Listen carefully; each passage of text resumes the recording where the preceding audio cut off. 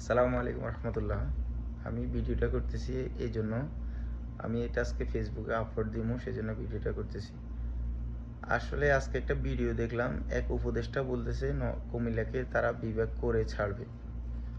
আমার কথা হচ্ছে ভাই, কুমিল্লা বিভাগ হোক, আমাদের কোনো আপত্তি নেই, কারণ কুমিল্লা আমাদের পাড়া প্রতিবেশী, ওরা আমাদের ভাইয়ের মতো। আমাদের বাসায় কথা বলে কুমিল্লা অনেক থানার মানুষ, যেমন কি বরুড়া, সিরোয়া, চৌদ্দগ্রাম, লাকসাম, এই সাইডের মানুষগুলার বাসা সেম নোয়াখালীর মতন।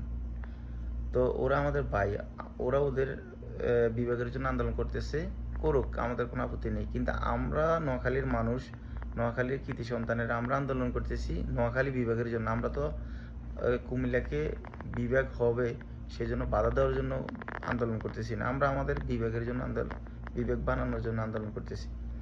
আর একটা কথা মনে রাখবেন ভাই, নোয়াখালীর কৃতি সন্তানেরা যতগুলো আন্দোলন সংগ্রামে নেতৃত্ব দিয়েছে, এখন পর্যন্ত কোনো আন্দোলন সংগ্রাম বৃথা যায়নি। ভাষা আন্দোলন থেকে শুরু করে মুক্তিযুদ্ধ আন্দোলনে বীরশ্রেষ্ঠ রুহুল আমিন, ওনার বাড়িও কিন্তু নোয়াখালী।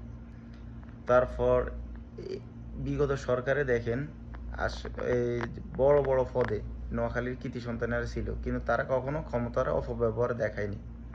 এখন যে উপদেষ্টা বলছে কুমিল্লাকে বিভাগ বানিয়ে ছাড়বে, আপনি কি একটা জিনিস জানেন যে আপনার উপদেষ্টার বাড়ি হচ্ছে নোয়াখালীর কৃতি সন্তান মাহফুজ ভাই, উনি তো নোয়াখালী বিভাগের কথা বলেনি। এর আগেও ওবায়দুল কাদের বলেনি, মানে বাংলাদেশে অনেক বড় একটা পদে ছিল, শিরিন শারমিন চৌধুরী ছিলেন, সেনাপ্রধান ছিলেন। আপনারা বলেন ক্যান্টনমেন্ট হচ্ছে কুমিল্লাতে, একটা জিনিস কি চিন্তা করছেন? এই যে কুমিল্লা ক্যান্টনমেন্ট আপনারা গর্ব করি বলেন, কিন্তু এই ক্যান্টনমেন্টের প্রধানকে, তার বাড়ি কোথায় ছিল? একদিন আমার এক বন্ধু বলতেছে আমাদের কুমিল্লা ক্যান্টনমেন্ট আছে, এটা আমরা গর্ব করে বলি।